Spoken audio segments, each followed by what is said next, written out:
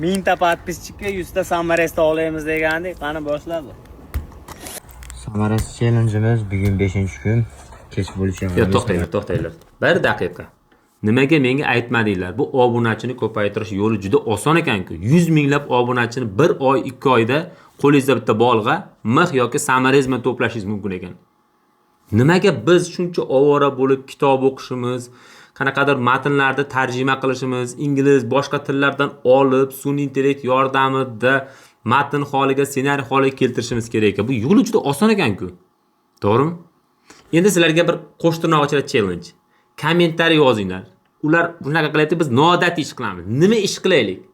Eng bema'ni, ahmoqgarchilikning eng cho'qqisiga yetgan kommentariy, eng ko'p like to'plagan kommentariyani keyingi videomizda e'lon qilaman. Qani bir ko'raylikchi, eng ahmoqona taklif egasini aniqlaymiz.